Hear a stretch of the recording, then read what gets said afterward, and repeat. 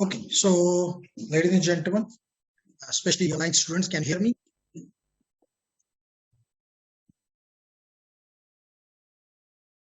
Hello, hello, test. So Harik and Saqib, can you hear me? And where the screen is shared with you?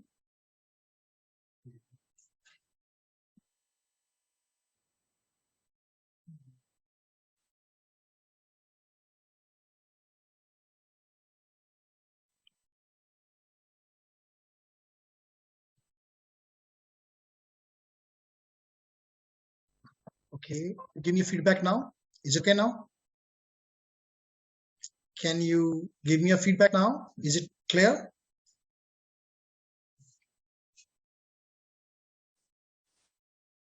B. Kainat, Saqib and Hadika, can you listen me? And can you see my screen? Is it shared with you now?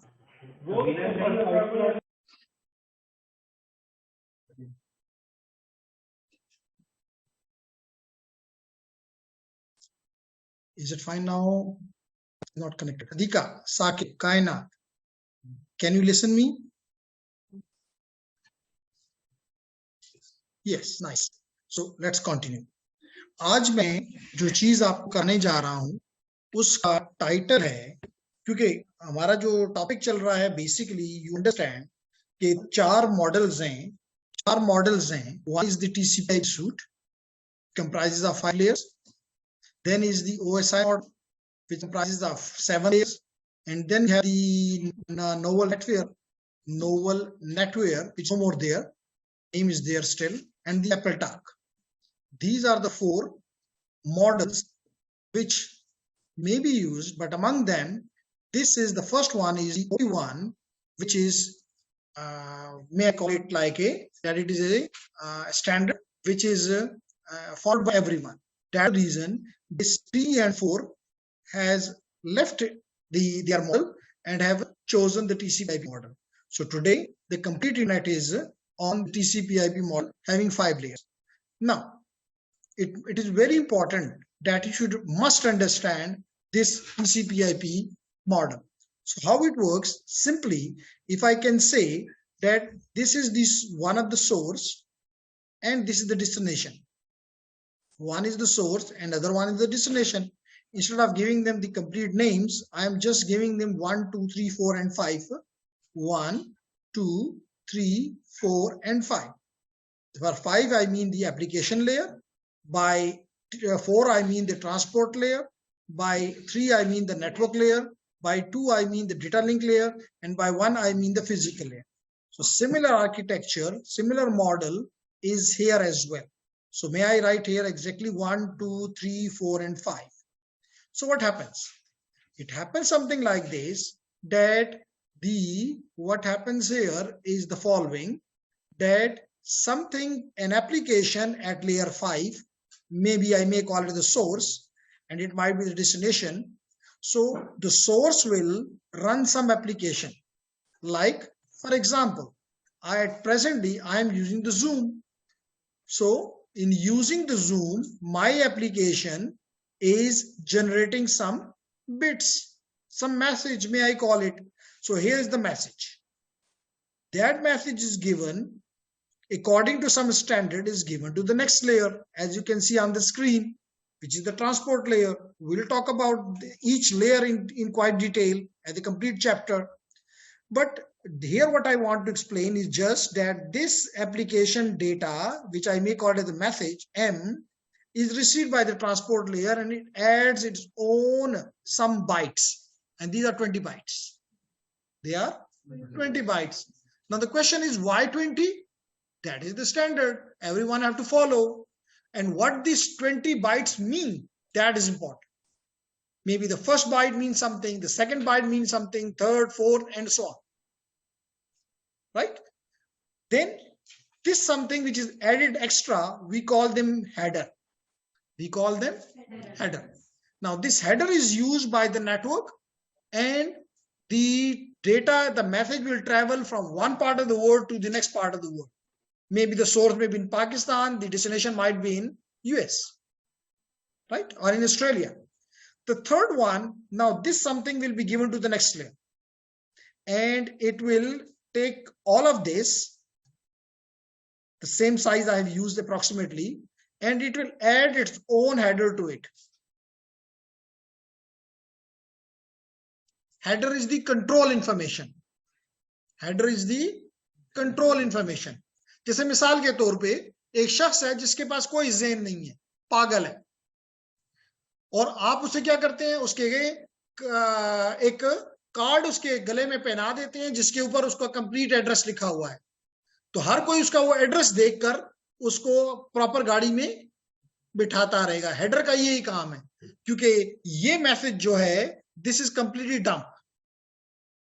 तो इस dump के साथ एक header which means just like, मैंने जैसे अभी कहा कि आपने उसके गले में एक कार्ड डाल दिया जिसके ऊपर उसका एड्रेस लिखा हुआ है कि जिसको फॉर एग्जांपल पहले इसको बस नंबर 1 में बैठना है, 1 पे यहाँ पे उतरेगा, यहाँ से उतार दें, फिर 2 पे ये बैठेगा, and so on, and finally it will reach to the destination. So ladies and gentlemen, this something is from the upper layer and this is the header of this layer. Now this something will be going to the next layer as I explained earlier, and this complete will be added in other header. Another header, may I call it the header of the layer 2. Now this complete will be given to the physical layer and it will be converted into signals, and these signals will travel onto the medium, which may be hard wire, as I said, or it may be soft wire. By hard wire, I mean it may be the copper. Like here you can see the copper wires. Here you can see the copper wire, the blue copper wires. It may be an optical fiber, glass. It may be the air. Like for example, my laptop is there, doesn't have any cable, but is still connected with the network. So what is the medium between the two? You understand, wireless. It might be the water, it may be the vacuum, so it can be anything. So this will go through, I normally call it a cloud. So it will go through a cloud. I don't know, this cloud might contain 10 hops in between. It might be 15, it may be 2, maybe anything. So then it will be received here by the destination. The destination will receive the signals, will put it them, give these bits, convert into bits, and give it to this layer, layer 2. Layer 2 will read this header which has been added by the header of this blue header. This blue header will be read by layer 2. So what is written here? Isko bus number 4 mein bitha do, for example. So what it will do? This part will be removed, and the remaining part, this red and green part, will be given to the upper layer. The upper layer will remove this red part and it will read what is written here, what is the instructions here, because this is the control information. Because this is the control information, it will go to layer 3. Layer 3 will give it to layer 4. It will remove this red part and will give it to here. So finally the message will be received here. The message which was sent from here is received here, and you might be sitting here listening to it, watching it, whatever you want to say, playing here. So what is added here, you know, is called encapsulation. What it is called? Encapsulation. And what it is removed from here one by one is either called decapsulation or it might be called as de-encapsulation. De-encapsulation. Now today my task is, ये तो मैं बार बार आपको बताता रहूं, I hope आप कुछ समझ गए होंगे, लेकिन बेहतर तरीका ये है कि आपको दिखाया जाए. जब आप देख लेंगे फिर आपको कभी भी नहीं भूलेगा. तो इसलिए हमने आज क्या किया कि हमने स्पेशली आपको कल बनाने का दोनों को मकसद ये था कि ये टूल आपको डाउनलोड करवा के और इंस्टॉल करवा दिया जाए आपकी मशीन्स पे. इस टूल का नाम है पैकेट ट्रेसर. तो अगर आपके पास आज कुछ टाइम हो अराउंड 4, तो Abbas is here, he can guide you. और अगर नहीं तो आपने खुद कहा है कि जो भी डे आपके इनके साथ हो जाते हैं कम्युनिकेशन के लिए, गाइडेंस के लिए, तो उस दिन आपको बता दिया जाएगा कि कहाँ से ये टूल हासिल करना है, कैसे इंस्टॉल करना है और फिर कैसे यूज करना है. तो यूज तो आज आप सीख लेंगे इंशाल्लाह। तो लेडीज एंड जेंटलमैन, अगर आपको अब आपको यहाँ पे क्या नजर आ रहा है? आपको सिंपल ये नजर आ रहा है, जैसे मैं यहाँ पे लिखता हूं, फॉर एग्जाम्पल मैं यहाँ पे अपने ब्राउजर पे आया और मैं यहाँ पे कुछ चीज लिखता हूं, मिसाल के तौर पे let it be junk.com. So this is the browser. What I'm using is called the browser. So I have to write a URL in this browser. Like as I click here, so a browser, in the browser you can say junk.com.pk/category/latest-news. This is called URL, Uniform Resource Locator. So that is my side. So my side is the client, because I'm requesting to give me these news. So what I am, this browser is acting like a client, and Junk on the other end is the server who provide this. Junk.com provided me this information. So similarly, although in between me and Junk there might be 5, 6, 7, any number of, because my client, which means this machine, and the server, this is not the server where the junk.com is residing. So it is not a point-to-point link. But for simplicity here, what I am showing is a point-to-point link between a web server and a web client.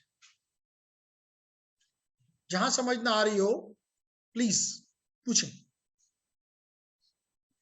और शर्म तो बिल्कुल ही, पूछने में क्या शर्म, लाजमी तौर पे जब आप इस क्लास में आए तो ये अंडरस्टैंडेबल है कि आपको नहीं आता। अगर आपको आता होता तो लाजमी तौर पे आप 2 बजे आप छुट्टी करते और घर जाके आराम करते, खाना खाते, रेस्ट करते। But when you have decided to know at 2:30 I will be here till 4, so it shows that there is something। University में क्यों एडमिशन लिया? डेफिनेटली इसलिए लिया कि कि जी मुझे वो टूल्स, वो स्किल्स नहीं है मेरे पास जो मार्केट की डिमांड है। That's the reason I should learn them before going to the market. तो जहां भी समझ ना आए बिल्कुल इस चीज से मत वो करें कि जी पूछा तो कोई मसला हो जाएगा। कोई मसला नहीं होता। क्यों होगा? जब आपको भी पता है कि आप सीखने के लिए आए हैं और मैं भी यहाँ इस कुर्सी पे बैठा हूं इस पॉइंट ऑफ व्यू से कि मैंने सिखाना है, तो इस चीज का वो नहीं लेना कि पूछना नहीं। क्लियर? तो यहां तक मेरी बात क्लियर है? जी बच्चे, नहीं, junk.com is the URL of a server which is might be somewhere in Pakistan or maybe not in Pakistan. मिसाल के तौर पे मैं आपको बताता हूं जी कि कहां से, अगर मैं यहां पे लिख दूं CMD कमांड लाइन और यहां पे मैं लिखता हूं फॉर एग्जांपल trace RT, पहले तो मैं ये लिखता हूं पिंग ताकि आपको पता ये चले कि मैं उससे कनेक्टेड हूं। www.junk.com.pk, यही था नाम इसका, URL है। यहाँ पे हम दोबारा देख लेते हैं, junk.com.pk। तो अब आप देखें जी, मैंने जब इसको क्लिक किया, so this is showing that the connectivity is there, which means the 4 packets sent, all packets received, not lost। इससे ये पता चला कि my computer is connected with the junk computer, junk server। Now if I show you here trace RT www.junk.com, अब ये क्या बताएगा? जितने भी दरमियान में नोड्स हैं जिनसे गुजर के मैं जंग के पास पहुंच रहा हूं वो सारे यहां पे हमें नजर आने चाहिए। ठीक है, लेट्स सी हियर।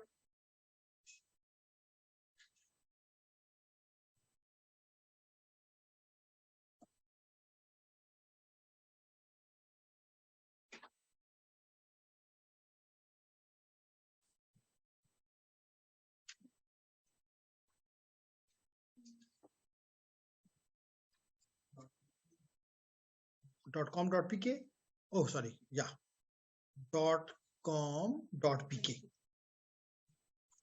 ये देखें जी, तो इस मशीन का जंग का जो एड्रेस है वो है 104.17.0 16.38 ये है जंग का एड्रेस।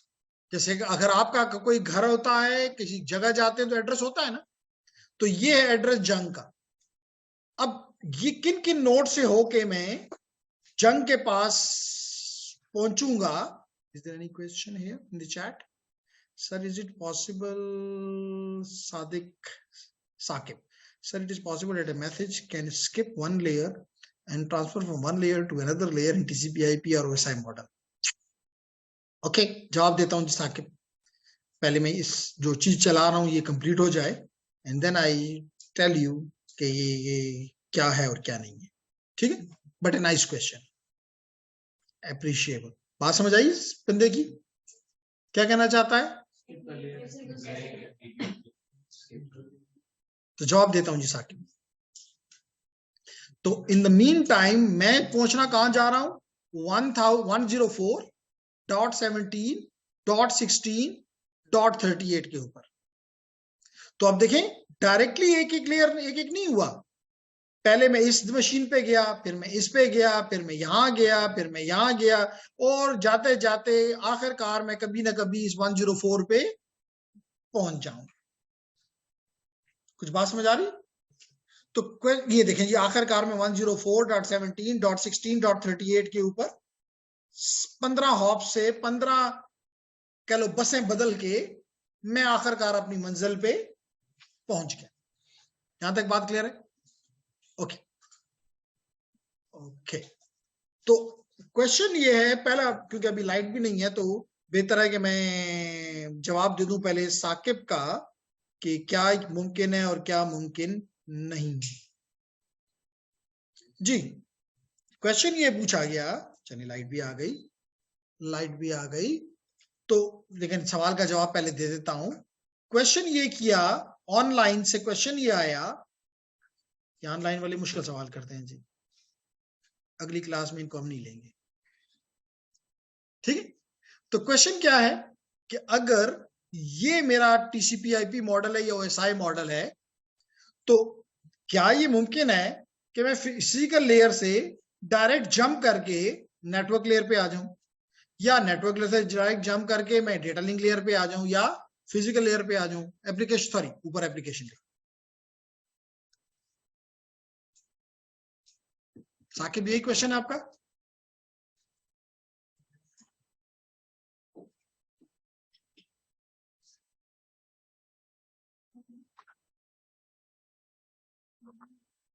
ओके, तो अगर साकिब को ये क्वेश्चन है तो इसके जवाब, अगर ये TCP/IP मॉडल है, अगर ये TCP/IP मॉडल है तो मेरा सूर एंड, तो आपका अगर क्वेश्चन ये है कि क्या अगर आप, you cannot minimize, okay, तो हमारा अगर क्वेश्चन ये है कि स्क्रीन शेयरिंग,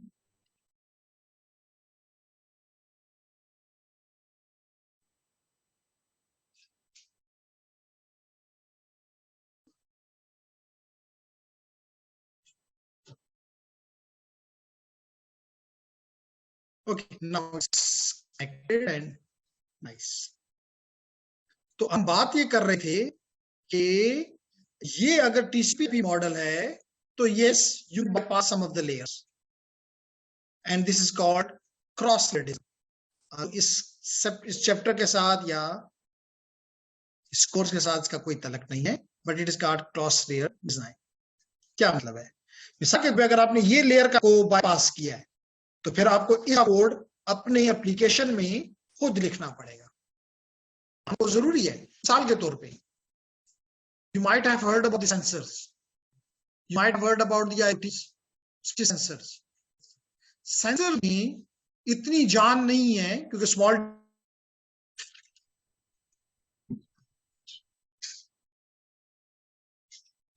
तो क्वेश्चन का आंसर कि अगर ये TCP/IP मॉडल है तो आंसर है कि हाँ आप कर सकते हैं, लेकिन जो पार्ट आप इसका मिस करेंगे, जैसे मिसाल मैंने अभी दे रहा था कि अगर सेंसर है तो नेटवर्क लेयर पे ह्यूज किस्म की राउटिंग नहीं चाहिए, तो फिर क्यों हम इसको इस्तेमाल करें? Why not, we should bypass it, और हम राउटिंग का एक सिंपल कोड लिख लें अपनी तरफ से जो कि ये टास्क कर दे। तो हमने क्या कर दिया, हमने इसको बाईपास कर दिया। तो जो साकिब का क्वेश्चन था उसको आंसर मिल गया। अगर ये ओएसआई मॉडल है तो ये रिजिड है, ये फ्लेक्सिबल नहीं है, तो ये ऐसी बातें नहीं मानता, कहता नहीं मेरी साथ के साथ लेयर से गुजरना जरूरी है। Is it clear now? Okay, तो लेडीज एंड जेंटलमैन, इस वक्त जो मेरा टास्क है, जो मैं समझाना चाहता हूं वो ये है कि एक तरफ मेरा वेब सर्वर है और दूसरी तरफ मेरा वेब क्लाइंट है। मेरा वेब क्लाइंट है, हम एज्यूम कर लेते हैं कि ये डायरेक्टली एक दूसरे के साथ कनेक्टेड है। तो लाजमी तौर पे क्लाइंट जो होता है वो रिक्वेस्ट करता है और सर्वर रिक्वेस्ट को फुलफिल करता है, ठीक है ना? सर्वर का मतलब है जो आपकी जरूरत को पूरा करे। जैसे इस वक्त क्लास में मैं सर्वर का काम कर रहा हूं और आप क्लाइंट का काम कर रहे हैं कि आपको कुछ चीज चाहिए और वो जो चीज आपको चाहिए वो मेरे पास है।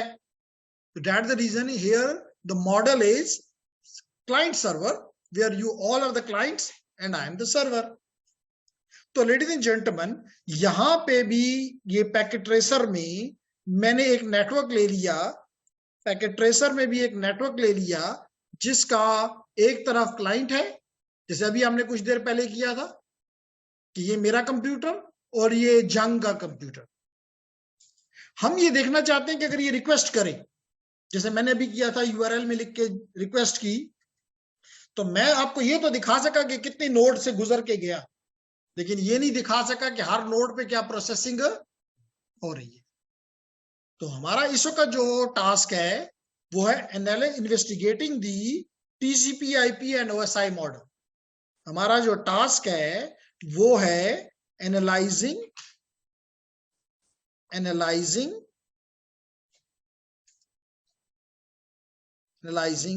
TCP IP and OSI model. ये हमारा टॉपिक है जी। Does it make sense? Boring? समझ आ रही है? आ रही है बच्चे? नाइस। मैं गया जी क्लाइंट के पास, ये है क्लाइंट, जैसा मैंने अपना वेब ब्राउजर खोला था, मैं इस यहां पे भी ब्राउजर खोलता हूं। माय गॉड, डेस्कटॉप पे जाता हूं तो डेफिनेटली डाउन होगा।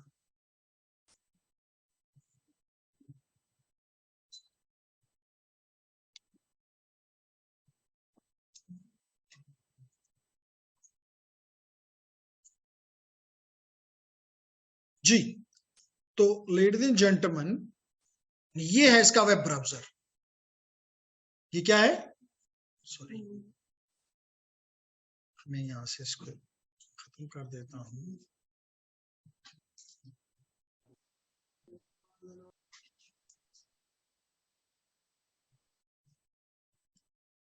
जी, is there any question from anyone? Participants? Adhika, Saqib, Mansoor.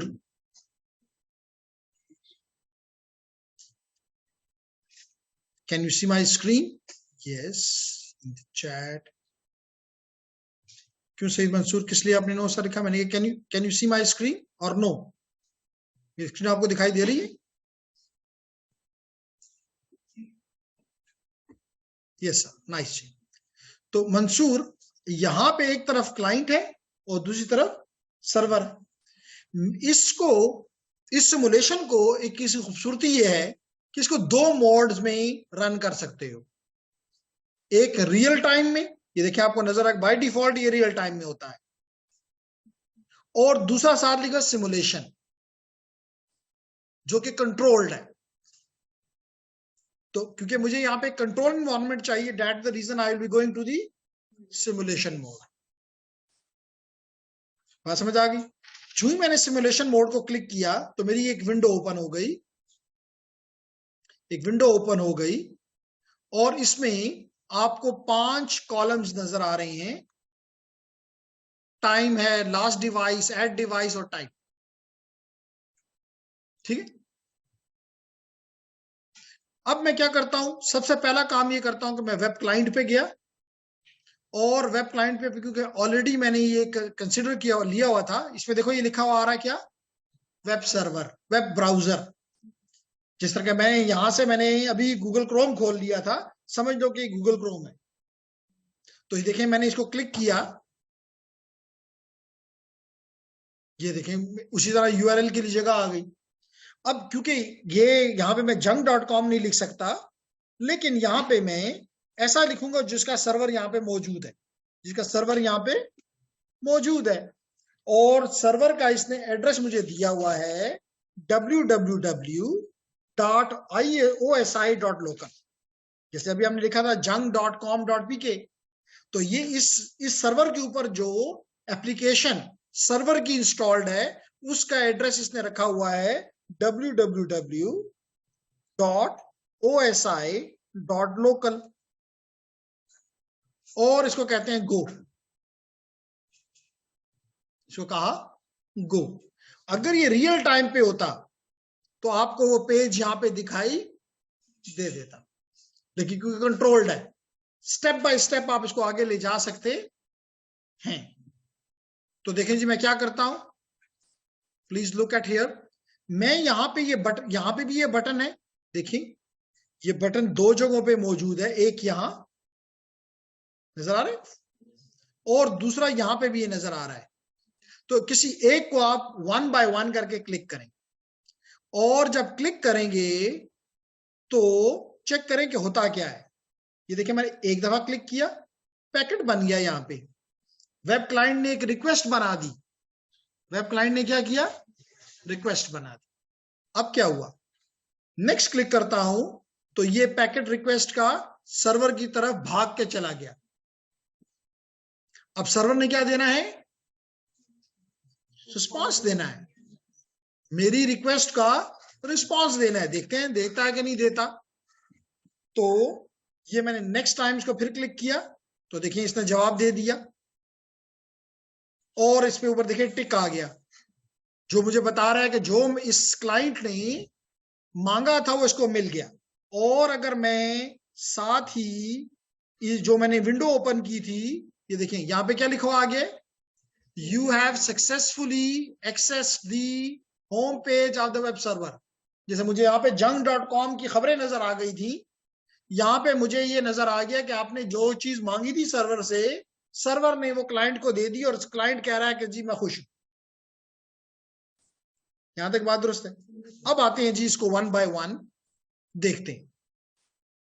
अब मैं इसका सबसे पहला आपको दिखाना चाहूंगा पैकेट, जिसके ऊपर प्रोटोकॉल में लिखा हुआ है HTTP, क्योंकि वेब ब्राउजर यूज करता है प्रोटोकॉल HTTP या HTTPS। लेकिन मैंने यहाँ पे बहुत से प्रोटोकॉल्स हैं, मैंने सिर्फ और सिर्फ HTTP को कंसिडर किया हुआ है, क्योंकि मुझे पता है यहाँ पे HTTP के अलावा मैं किसी और में इंटरेस्टेड नहीं। इज इट क्लियर एवरीवन, समझ आ रही बच्चे, नाइस। देन इज दी, अब हमारे पैकेट को देखते हैं कि इसमें क्या कुछ है। ओके, कोई मसला नहीं। पहला पैकेट को मैंने यहां पे डबल क्लिक किया तो देखिए ये पैकेट यहां पे खुल गया, इसकी डिटेल्स यहां पे खुल गई। ये पहला पैकेट है तो इसमें सिर्फ 2 टैब्स होंगी, और अगले पैकेट जब हम देखें तो उनमें 3 टैब्स होंगी। क्यों, एक से आएगा दूसरे से जाएगा, जहां आया इनबाउंड, जहां से जाएगा आउटबाउंड। लेकिन क्योंकि ये पहला पैकेट है तो किसी से आया नहीं है, यहीं पे पैदा किया गया है, तो सिर्फ ये आउटबाउंड दिखा रहा है, ये सिर्फ आउटबाउंड दिखा रहा है। अब आपको यहां नजर आ रहा है 7 लेयर्स का मॉडल भी नजर आ रहा है, layer 1, layer 2, layer 3, layer 4, layer 5, 6 and 7। तो ये तो OSI मॉडल हो गया, लेकिन 2 लेयर को बीच में क्या किया गया हुआ है, ग्रे आउट किया गया हुआ है, इग्नोर किया गया है, तो बाकी कितनी रह गई, तो फिर कौन सा मॉडल हो गया, TCP/IP मॉडल। तो देखिए यहां पे क्या हुआ, इस एप्लीकेशन ने कोई रिक्वेस्ट जनरेट की, वो रिक्वेस्ट आई TCP प्रोटोकॉल के पास, यानी ट्रांसपोर्ट लेयर के पास, जिसने इस पे 2 इंपॉर्टेंट चीजें हैं। तो इसमें 20 बाइट्स यहां दिखाने के लिए सिर्फ दो चीजें दिखाई गई हैं, मैं फर्दर डिटेल दिखाता हूं। एक ये बता रहा है कि इस पे लगाया गया कि सोर्स से, जिस दरवाजे से आया है सोर्स के, उसका नंबर है 1025, और डेस्टिनेशन के जिस दरवाजा यानी पोर्ट पे जाएगा उसका नंबर है 80। याद रखो, HTTP always use port 80, HTTP always use port, ये ना 79 भी नहीं इस्तेमाल करेगा, 81 भी नहीं करेगा, फिक्स है 80। बात समझ आ गई? हर प्रोटोकॉल, हर वेल नोन प्रोटोकॉल के लिए वेल नोन पोर्ट है। अभी आपने कहा कि HTTP तो पोर्ट 80, अगर मैंने HTTPS लिया होता तो पोर्ट 443, अगर ईमेल होता तो पोर्ट नंबर 25, अगर ये FTP होता तो पोर्ट नंबर 20 और 21, अगर ये SSH होता तो port number 23 and so on. बात समझ आ रही? नाइस। अब इसने आगे देखें आईपी को दिया, आईपी ने कहा कि मेरा एड्रेस, सोर्स का एड्रेस है 192.168.1.1। याद रखो, हर मशीन ने जब भी इंटरनेट पे बात करनी है, नेटवर्क पे बात करनी है, तो उसका अपना आईपी होना जरूरी है। तो इस मशीन, अभी मैं आपको बता भी दूंगा कि देखें इस मशीन का वाकई ये आईपी है कि नहीं है, अपने पास नोट कर लो। ये बता रहा है कि सोर्स का आईपी क्या है, ये यानी क्लाइंट का आईपी है ये 192.168.1.1, और डेस्टिनेशन का है 192.168.1.254। फिर ये इसने हवाले कर दिया लेयर 2 के। उसने कहा कि सोर्स का इस पे जो मैक एड्रेस है वो ये है 006047CA 4DEE, और डेस्टिनेशन का है यानी सर्वर का है 000196A9401D। ये 48 बिट का एड्रेस है, लेयर 2 पे 48 बिट का एड्रेस है, ना ये 47 का हो सकता है ना ये 49 का हो सकता है, फिक्स 48 बिट्स। आईपी का ये जो आपको बताया है 32 बिट्स, ना 33 हो सकता है ना 31 हो सकता है, फिक्स 32 बिट्स। बात समझ आ गई? And then it will be given to the first layer, physical layer, और फिजिकल लेयर ने इसको किसकी तरफ भेज दिया? सर्वर की तरफ, इस मीडियम के ऊपर। तो इसका मतलब है, अब एक चीज और भी यहां दिखाना चाहूंगा, अगर मैं इस फील्ड में चला जाऊं, आउटबाउंड PDU, मैंने कहा था हर लेयर पे अगर आपको नाम याद ना हो तो PDU याद रहना चाहिए। although कि हर लेयर पे जब ये नीचे आता है तो हर लेयर पे मुख्तलिफ नाम है, क्योंकि अगर यहाँ पे TCP इस्तेमाल हुआ है तो यहाँ सेगमेंट है इसका नाम। उसके बाद जब ये IP लेयर पे आया तो इसका नाम है IP डेटाग्राम, IP डेटाग्राम। जब ये लेयर 2 पे आया तो फ्रेम, शाबाश, और फिर ये बिट्स की फॉर्मेट में या सिग्नल की फॉर्मेट में यहां से निकल गया। अब हम आपको जरा इसका फर्दर डिटेल दिखाना चाहते हैं। मैंने ये क्लिक किया, देख लो, ये वो कह रहा है कि लेयर 2 का, देखिए अभी आपको ये सोर्स एड्रेस और डेस्टिनेशन एड्रेस यही बता रहा था। हम इस पूरे के पूरे को स्टडी करेंगे, लेकिन अभी ये बता रहा है कि लेयर 2 ने जो हेडर ऐड किया वो ये है, ये 18 बाइट्स हैं। डरने की कोई बात नहीं है, बार बार करेंगे। जस्ट आपको एक आपकी थिंकिंग बना रहा हूं कि जो हम कहते हैं कि लेयर है, वो लेयर यहां नजर आ रही है। That is important for me, nothing more. बताऊंगा कि मैक लेयर का क्या काम है, फॉर एग्जाम्पल FCS का क्या काम है, डेटा का क्या बात है, टाइप का क्या काम है, सारी बातें करेंगे। लेकिन ये देखा कि लेयर 2 ने का कोई कमाल है, कोई मकसद है। लेयर 2 ने लेयर 3 को दिया, लेयर 2 के ऊपर लेयर 3 है। लेयर 3 में आपको नजर आ रहा है सोर्स का ये एड्रेस 1.1, डेस्टिनेशन का 1.254। फिर इसने आगे TCP को हवाले किया, देख लो, सोर्स पोर्ट लिखा इसने 80, डेस्टिनेशन पोर्ट इसने लिखा 1025। इसके बाद इसको जाना है एप्लीकेशन लेयर के पास। ये एप्लीकेशन लेयर, जिसको क्या कहा गया है कि जी हम आपको एक भेज रहे हैं, क्या है, रिक्वेस्ट। बात समझ आ गई? तो नजर आ रहा है हर एक लेयर है, हर एक का अपना एक फंक्शन है। अब अगर दूसरा पैकेट हम इसका खोल के देखें, ये सेकंड पैकेट हम देख रहे हैं। अब आप यहाँ पे आपने क्या देखा, सिर्फ यहां से, और सॉरी एक चीज और भी बताता चलूं कि जब मैंने यहाँ पे क्लिक किया, ये तो देखिए यहाँ पे लिखा हुआ भी आ रहा है कि HTTP client sent an HTTP request to the server.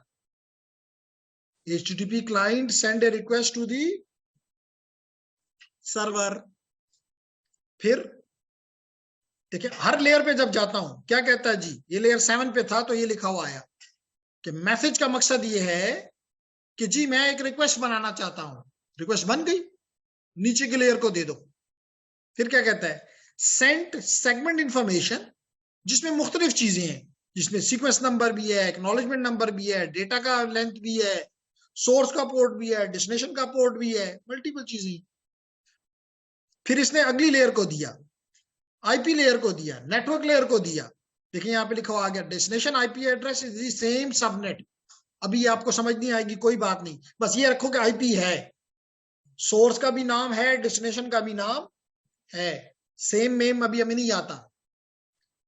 जब हम आईपी पढ़ लेंगे, सीख लेंगे, फिर हमें समझ आएगी कि ये एक ही के हैं कि मुख्तलिफ के हैं। जैसे अभी अगर आप देखते तो यहाँ पे मेरा आईपी और ये आईपी लाजमी तौर पे एक सबनेट पे नहीं है, क्योंकि मैं जंग पे गया, जंग पता नहीं कहाँ पे है, कम से कम इस कमरे में नहीं है, इस यूनिवर्सिटी में नहीं है। तो यहां पर भी, लेकिन यहाँ पे क्योंकि डायरेक्टली कनेक्टेड है तो उसने इसमें कह दिया कि सेम सबनेट के, सेम नेटवर्क का हिस्सा, इन अदर वर्ड्स कह लें। लेकिन मेरे इसमें कोई इंटरेस्ट नहीं है बात क्लियर करने की, बस ये मेरे इंपॉर्टेंट है कि दोनों ने, उसने बताया कि ये रिक्वेस्ट मैं ये हूं और मेरा सर्वर का आईपी ये है। यहां तक बात क्लियर है बच्चे? इज इट क्लियर और नॉट? Sure, fine. अब क्या हुआ जी, नेक्स्ट लेयर को मैं क्लिक करता हूं, देखिए उसने बड़ी बातें लिख दी। The next top IP address is a unicast. हमने पढ़ा है कि यूनिकास्ट, मल्टीकास्ट और ब्रॉडकास्ट। यूनिकास्ट का मतलब है कि एक को भेजो, ये एक को जा रहा है कि ज्यादा को जा रहा है? एक को जा रहा है, यूनिकास्ट है। अगर सबको जाता तो ब्रॉडकास्ट, और अगर किसी एक ग्रुप को सिर्फ जाता तो मल्टीकास्ट। तो वो कहता है यूनिकास्ट है। द आर्क प्रोसेस, अभी आपको आर्क नहीं आता, no worries. ARP process look at the ARP table, कोई टेबल को वो देखता है और फिर डिसाइड करेगा कि किधर भेजना है। नाइस।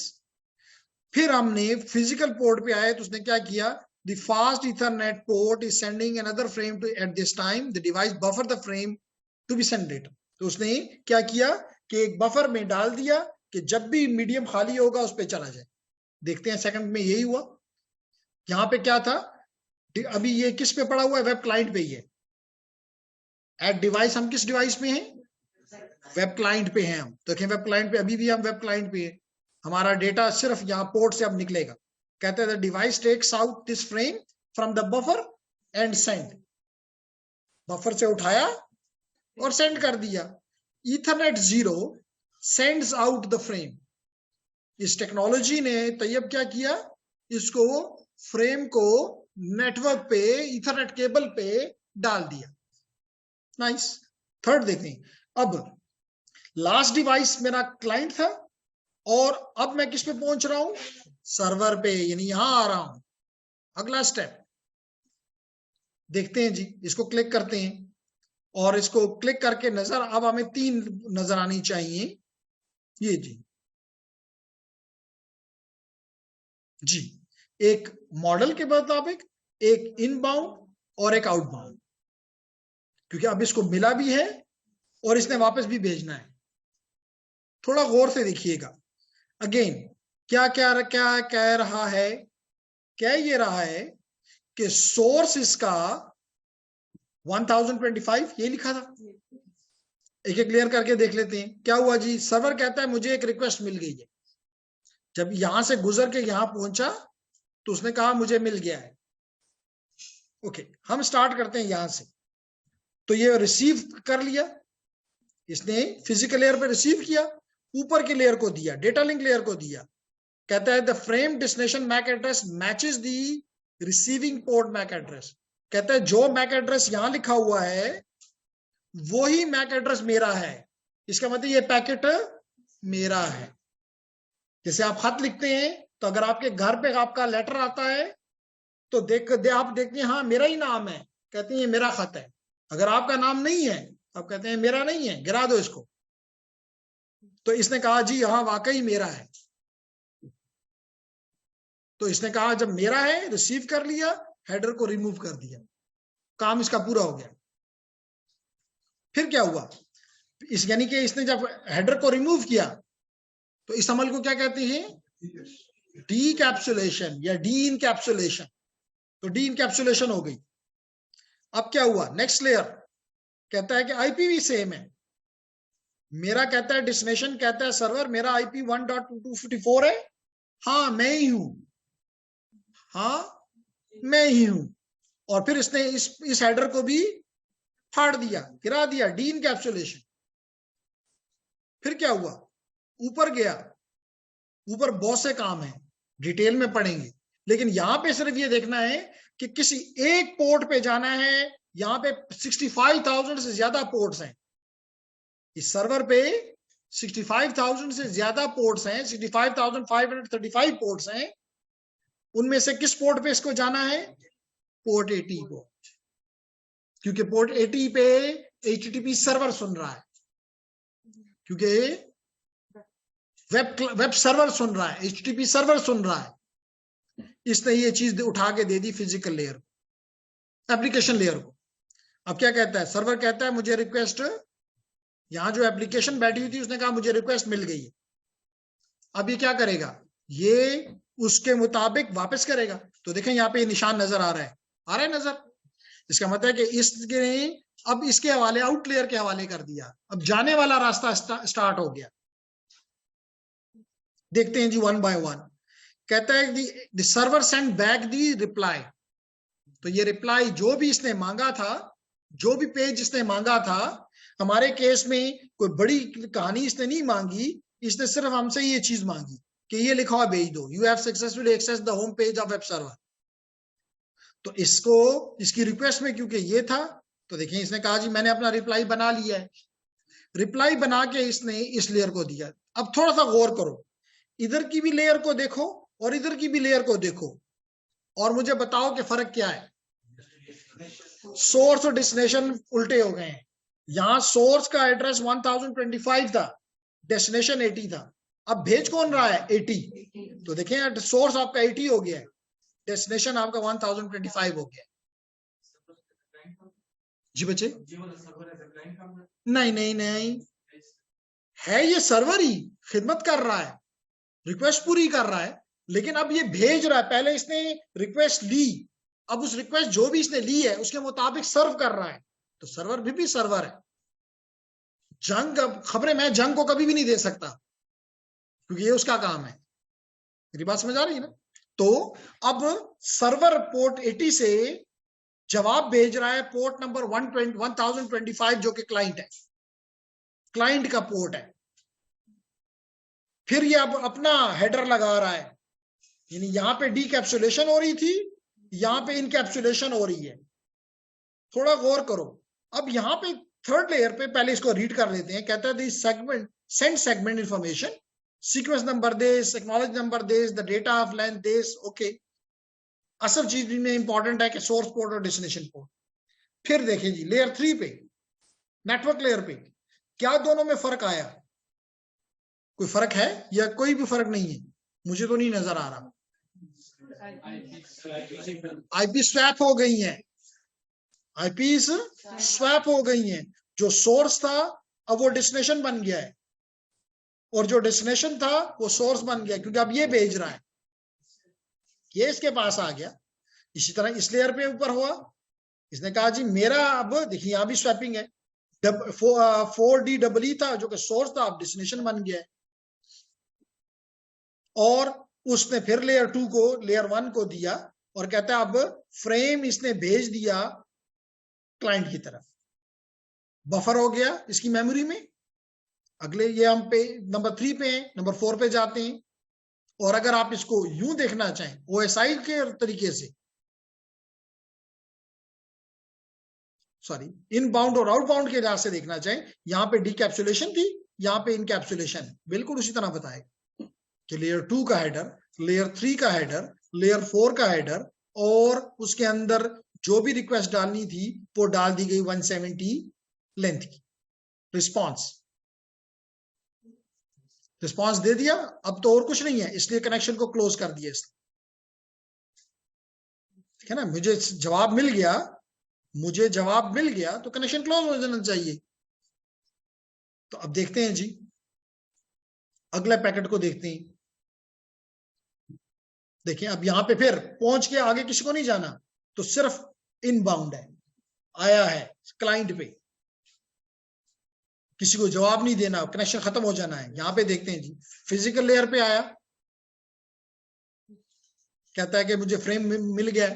देखिए यहाँ पे निशान भी नजर आ रहा है, ये बता रहा है कि यहाँ पे इन हो रहा है। फिर क्या हुआ, फिर कहता है कि जी फ्रेम का डेस्टिनेशन एड्रेस चेक किया गया, ये वाकई मेरा ही है, मैं ही 4DW ऊपर की लेयर को दिया गया। वो कहता है वाकई मैं ही 1.1 हूं। फिर दिया गया इसको, इसने बहुत से काम किए, एक्सप्लेन करेंगे इनको डिटेल में, लेकिन ये पता चला कि पोर्ट नंबर 80 ने जो भेजा था वो 1025 को दे दिया गया, जहां से वो रिक्वेस्ट जनरेट हुई थी।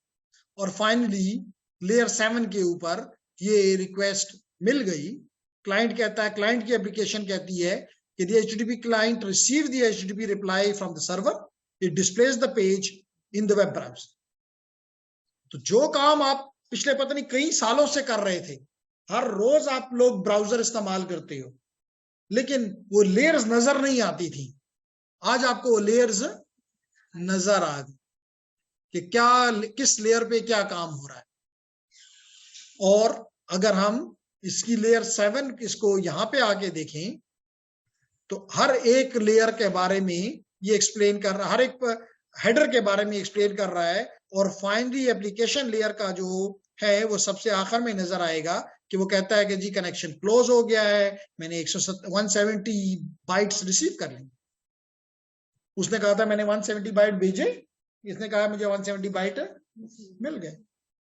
तो बहुत ही सिंपल वे से, जैसे मैंने आपसे पहले भी कहा था कि हम ये चीजें इस्तेमाल हर रोज करते हैं और बारहा करते हैं, लेकिन जब हमें थ्योरी पढ़ाई जाती है तो हम स्टक हो जाते हैं, हमें समझ नहीं आती।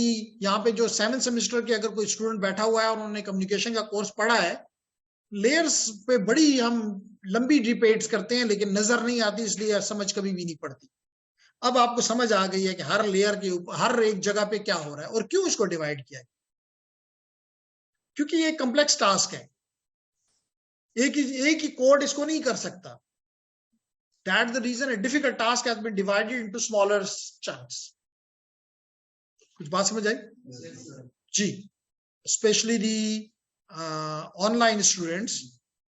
ओह, यहाँ तो सिर्फ 2 बंदे रह गए, बल्कि एक रह गया, साकिब। तो Sakib, doesn't make sense?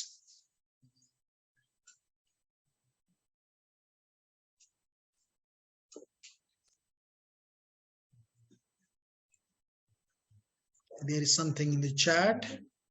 Yes sir, all clear. Sakib, you are from which semester?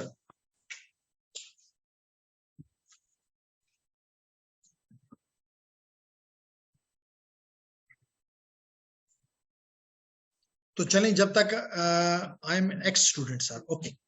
तो फिर तो आपने कम से कम ये सब्जेक्ट पढ़ा होगा। और लेकिन मेरा ख्याल ये है, हो सकता है मैं गलत हूं, आपको उस वक्त लेयरिंग समझ नहीं आ रही थी जब आप अपने 6th-7th सेमेस्टर में पढ़ रहे थे, लेकिन नाउ यू अंडरस्टूड कि जी किस तरह ये लेयरिंग मौजूद है। एम आई राइट? ओके जी। तो जेंटलमैन, लेडीज एंड जेंटलमैन, हमने ये बात तो समझ ली। अब हम आते हैं नेक्स्ट अपने, ये तो अंडरस्टैंडिंग के पर्सपेक्टिव से था, अब हम आते हैं अपने टॉपिक की तरफ जो कि हमारी स्लाइड्स में है कि इन लेयर करने का फायदा क्या है। देखें ना, आप कोड लिखते हैं, अभी भी आप जब कोडिंग करते हैं तो नॉर्मली अगर आप ऊप्स में नहीं करते तो आप क्या करते हो, जो कि अनफॉर्चुनेटली हमारी प्रोग्रामिंग स्किल्स जो हैं वो बड़ी कमजोर हैं, इस वजह से आपको कोई इतना अच्छा उस पर बूर नहीं है, लेकिन आप एक ही कोड पूरा का पूरा लिख देते हो और उसको रन कर देते हो। अगर वो कोड मिसाल के तौर पे एक ऑपरेटिंग सिस्टम आप लिख रहे हो या एक बड़ी एप्लीकेशन लिख रहे हो जिसमें मिलियंस ऑफ लाइंस हैं, लाजमी तौर पे आप जैसे लोग ही, अब जिसने लिनक्स का ऑपरेटिंग सिस्टम लिखा था या जिसने पाइथन को का इंटरप्रेटर लिखा, मजे की बात यह है आजकल भी दिसंबर का महीना है, गुदो कहता है नीदरलैंड का बाशिंदा कि जी मुझे क्रिसमस की छुट्टियां मिली, तो सोचा क्या किया जाए, तो क्या किया, पाइथन का इंटरप्रेटर लिख दिया। हम सोचते हैं कि जी छुट्टियां, ईद की छुट्टियां मिल रही हैं तो चलो मरी तबा लाड़शू, कश्मीर चले जाएंगे, कुली दबा लाड़शू। उसने सोचा क्या करूं, उसने सी में बैठ के पाइथन का इंटरप्रेटर लिख दिया, और आज Python, if I am not wrong, that is the number 1 language in the world, most widely used. Most of the job opportunities and business opportunities are there. वो इंजीनियर जिसको पाइथन नहीं आती, वो अपने नाम के साथ इंजीनियर तो लिख सकता है पीसी की वजह से, लेकिन दुनिया उसको नहीं मानती। इसलिए जब भी मौका मिले इस लैंग्वेज पे, सिर्फ इसका सेंटेक्स नहीं, सेंटेक्स का बहुत ही आसान है, बहुत ही मजेदार है। असल चीज ये है कि how you can implement that logic, that language to solve your problems, and दुनिया इज अबाउट दिस। अगर कोई आदमी आपको ये कह दे कि मैं आपके, मिसाल के तौर पे अगर आपको कह दे कि जी मैं आपके मुल्क का इकोनॉमिक मसला हल करता हूं, तो बस और आपको क्या चाहिए? या कोई कहे कि जी मैं आपका सियासी मसला हल करता हूं, या कोई कहे कि मैं आपका एडमिनिस्ट्रेटिव मसला हल करता हूं, तो अगर आप इस काबिल हैं कि आप पाइथन से किसी का कोई मसला हल कर दें, that is more than enough. Is it clear? तो इसलिए हमने कहा कि ये एक कॉम्प्लेक्स टास्क है, इसीलिए हम फिर चाहे कोई भी लैंग्वेज हो, हम ऊप्स की तरफ जाते हैं। Oops stand for object oriented programming. वहां पे हम ऑब्जेक्ट्स क्रिएट करते हैं, जो कि हर ऑब्जेक्ट एक खास काम करती है। It's something like a function, कि you can call this function any time and it will perform some task for you and finish. तो यहां पर भी आप ये समझ लें कि जी you divided this whole task into 5 different functions, where at each within a single function there may be multiple functions, लेकिन still you have simplified your task, and then अब उसकी प्रोग्रामिंग भी क्या हो गई है, इजी हो गई है, क्योंकि अब आपका काम सिंपल हो गया है। क्योंकि अगर 1 मिलियन लाइन का कोड होता, और अगर आपको वो मिलियन लाइन, क्योंकि नॉर्मली आपने प्रोग्रामिंग में देखा होगा कि जब आप प्रोग्राम लिखते हैं तो कई लाइंस आप बार बार रिपीट करते हैं। अगर लेट करें कि 1 मिलियन लाइंस में 1000 टाइम भी वो लाइंस रिपीटेड है, जो कि हो सकती है, तो अगर आपने 999 जगह पे भी ठीक कर लिया है, चेंज कर लिया है, एक जगह सिर्फ रह गई, इंसान है ना, इतनी गलती तो इजाजत होनी चाहिए, लेकिन प्रोग्रामिंग ये गलती नहीं मानेगी, वो कहेगी पूरा प्रोग्राम हो सकता है क्रैश कर जाए। तो लेकिन अगर आपने एक ही जगह लिखकर और 1000 जगह पे इस्तेमाल किया है, तो देन आप एक जगह पे लाजमी तौर पे या तो चेंज नहीं करोगे तो आप अपनी पुरानी हालत में रहोगे, और अगर चेंज करोगे तो तमाम 1000 जगह पे चेंज इंप्लीमेंट हो जाएगी। हर जगह पे इजी है। अगर आपको किसी भी आपको लैंग्वेज से खौफ नहीं है, जो चीज आपको प्रोग्रामिंग से दूर कर रही है, जो कि अफसोसनाक बात है लेकिन कर रही है, वो ये है कि क्यों बाज़ औक़ात होता है कि जी हमने कोविड के दौरान पढ़ा, ऑनलाइन था, कभी क्लास लेते थे कभी नहीं लेते थे, समझ नहीं आई, वह गुजर गया, उसके बाद कभी भी समझ नहीं आई, हो क्योंकि समझ नहीं आई, अब आगे भी समझ आने का कोई अफाके का कोई चांस नहीं है। तो ऐसी बात हरगिज नहीं। आपने अगर इंजीनियर बनना है तो इस में अपने हाथ गंदे करने हैं, जब तक कि इंजीनियर के हाथ गंदे ना हो वो इंजीनियर नहीं।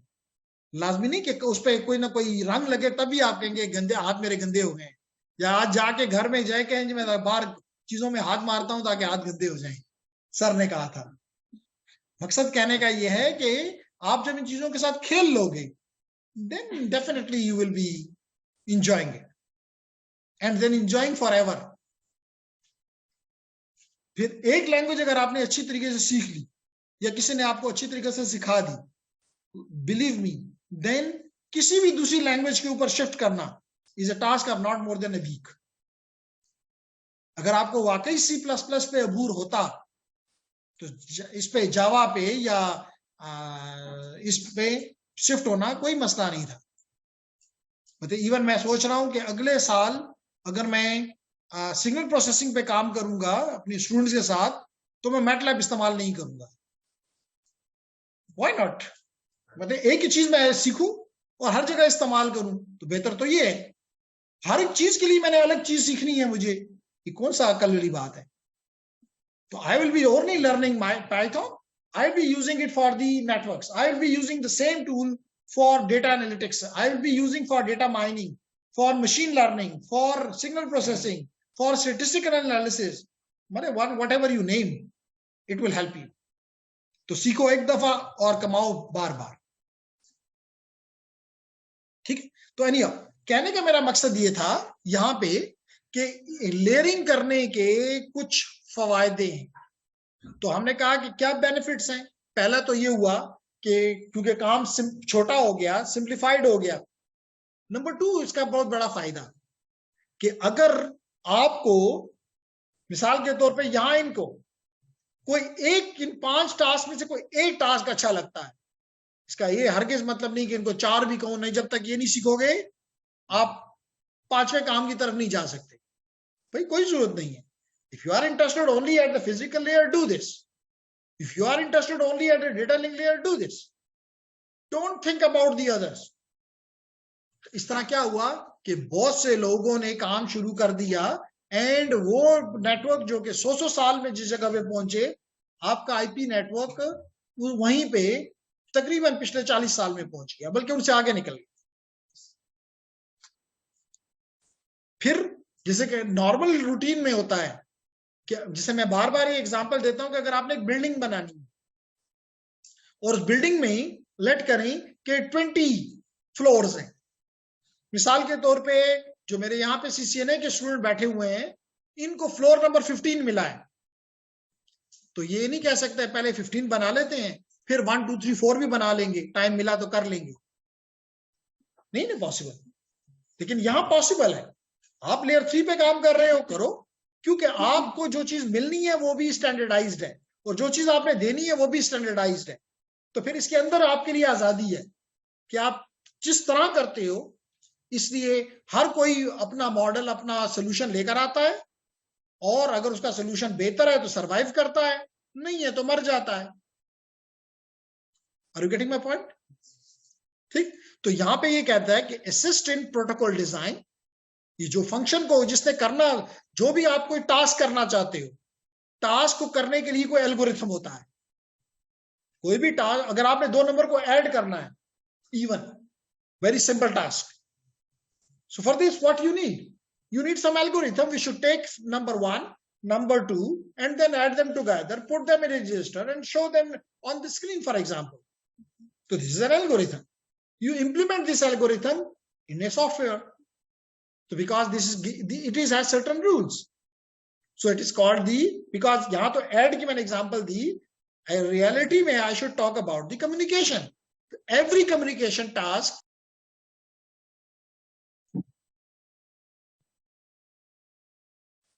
okay जी, तो आपको I hope you can see my screen and you can listen to my audio as well.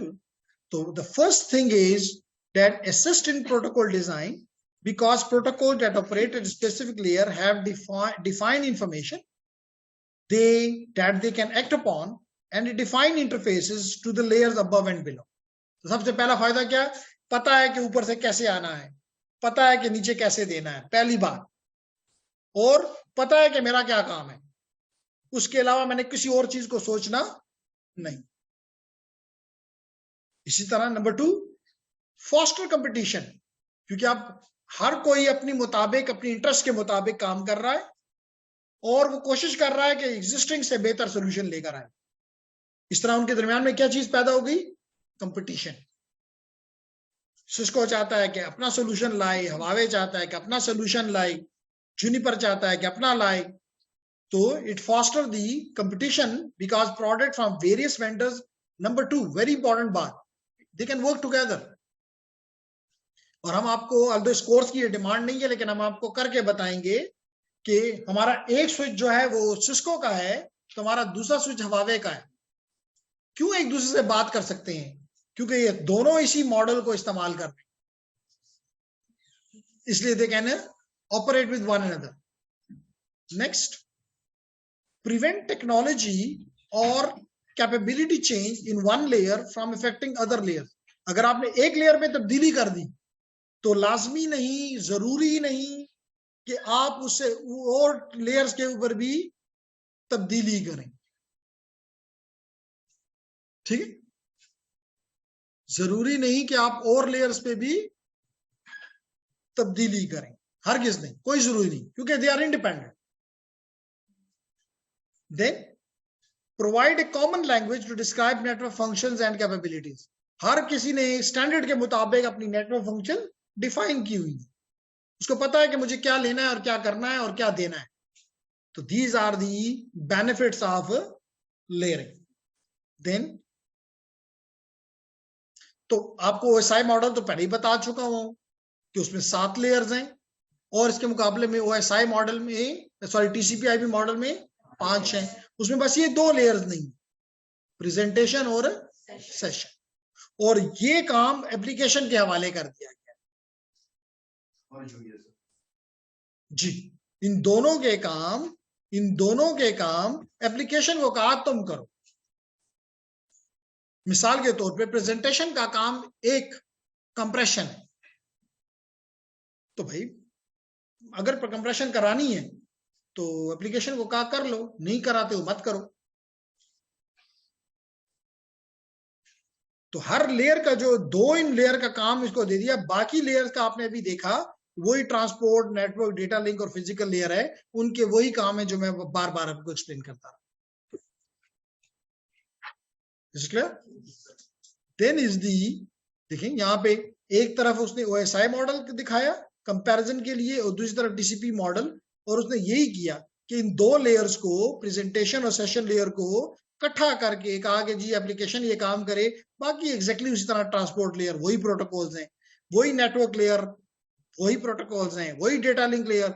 मां सिवाय ये कि इस कोर्स में उसने इन 2 लेयर को इकट्ठा कर दिया, जो मैं नहीं करता, उसने उसका नाम रख दिया नेटवर्क एक्सेस लेयर, जिसमें एक ऊपर डेटा लिंक है और नीचे फिजिकल लेयर है। वही चीज आपको यहां नजर आ रही। तो अगर आप if you are talking about the 5 layers, then application, transport, internet और network, data link and finally the physical layer. जी, is there any question? No. Then is the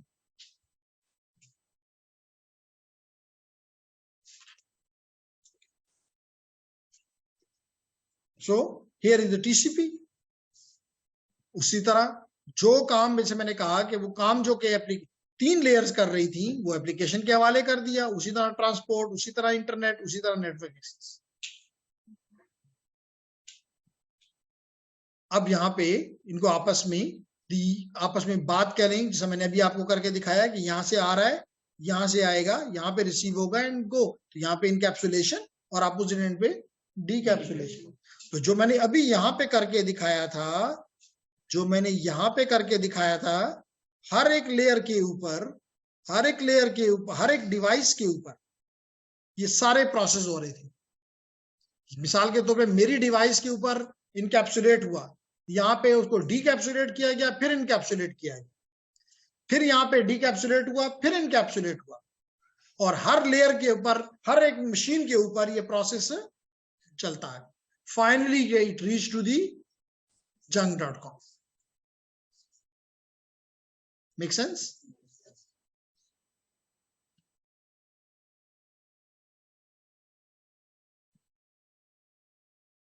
सो यही आज का टॉपिक था, जो कि था investigate the TCP/IP and OSI model in action.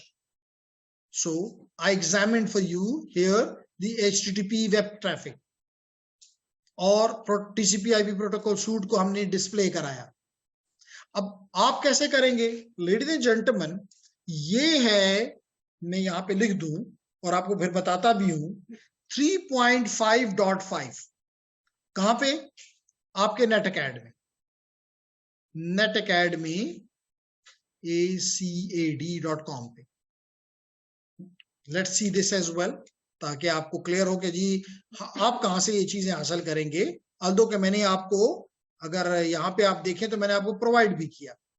मैंने कुछ देर पहले जब क्लास स्टार्ट कर रहा था तो मैंने ये जी 3.55 packet tracer investigate TCP and OSI model in action, लेकिन लाजमी नहीं कि मैं आपको दूं, आपको ये ऑलरेडी मैंने भी जहां से लिया आपको बताता हूं जी।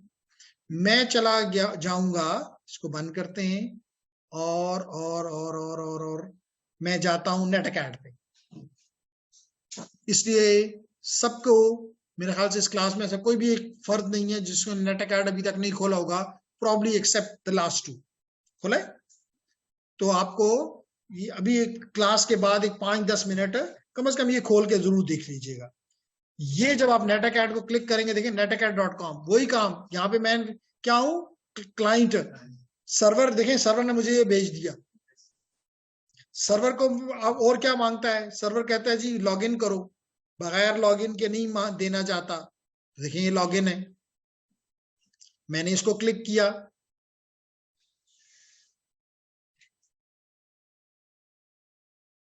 तो मुझसे यूजर नेम पूछेगा और फिर पासवर्ड पूछेगा।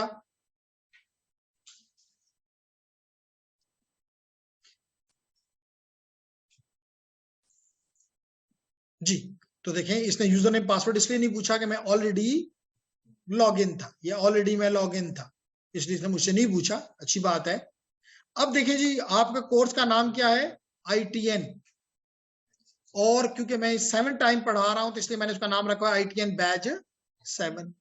तो आपने इसके लॉन्च कोर्स में आए, तो ये लॉन्च कोर्स को क्लिक किया और ये मुझे अभी एक स्क्रीन ओपन कर देगा। ये देखें जी, अब शायद मांग रहा है कि यूजर नेम दो। ये मैंने इसको यूजर नेम दिया अपना, जो कि मेरा ईमेल एड्रेस है। तो आपने भी जो ईमेल एड्रेस हमें दिया हुआ है वही आपका यूजर नेम है। अब ये मुझसे पासवर्ड मांग रहा है, वो भी मैंने इसको याद कराया हुआ है क्योंकि मैं बार बार यूज करता हूं। तो मैं इसे कहता हूं लॉगिन कर जाओ, और अब ये वो सारा मटेरियल जो मैं पढ़ा रहा हूं या जो मैं पढ़ाऊंगा वो सारा यहाँ पे मौजूद है। ये देखें सारा यहाँ पे मौजूद है, क्योंकि इस वक्त मैं चैप्टर नंबर 3 पढ़ा रहा हूं। तो देखें यहाँ लिखा हुआ है चैप्टर 1 to 3, मॉड्यूल 1 to 3 में पहले 3 चैप्टर हैं, पहले 2 हम पढ़ चुके हैं, अब हम चैप्टर 3 पढ़ रहे हैं। तो देखिए मैं इसको क्लिक करूंगा कोर्स कंटेंट्स, और जब मैं चैप्टर 3 खत्म कर दूंगा तो फिर अच्छी बात भी होगी। क्या है अच्छी बात? एग्जाम। तो अभी मैं इस पे आता हूं कोर्स कंटेंट्स। इसलिए ये मेथड इसलिए बेहतर है कि साथ साथ आपके एग्जाम होते जाएंगे और आप गुजरते जाओगे। अगर ये सब कुछ आखिर में जाके हुक पर छोड़ दिया जाए देन बिकम वेरी डिफिकल्ट कि आप पूरी तैयारी करें। तो देखें जी ये चैप्टर नंबर 1 है नेटवर्क टुडे, ये है basic switch this, and this is the chapter 3। इसमें हम 3.5 पे ये बात करना चाहते हैं। ये 3.5 में जाके और 3.5 पे 3.55, ये जी 3.55, इसको मैंने क्लिक किया तो मुझे ये 3 देखें जी भगा के मुझे ले आया, investigate the TCP/IP and OSI model इन। तो इसके बारे में जो डॉक्यूमेंट चाहिए, जो कि ये है, वो ये है। ये डॉक्यूमेंट जो आपको स्क्रीन पे दिखाई दे रहा है, ये ही वो डॉक्यूमेंट, आप यहाँ क्लिक करें, डाउनलोड कर लें। और इसके लिए ये जो फाइल मैंने आपको प्रोवाइड की, आप यहां से खुद देखें डाउनलोड का निशान है। You can click download it and then open it in the Packet Tracer. कितना मुश्किल काम है। Clear everyone? तो आपने आज घर जाके इस डॉक्यूमेंट को, जो कि तकरीबन 5 पेजेस का है, उसको डाउनलोड करके उसको रीड करें और साथ देखें उसने स्टेप बाय स्टेप लिखा है, ये करो, ये करो, ये करो, ये करो, ये करो। Do it and look at कि जी कहीं पे ऐसी कोई चीज तो नहीं रह गई जो आपको समझ में नहीं आ रही। Is it clear? Do you have any question ladies and gentleman?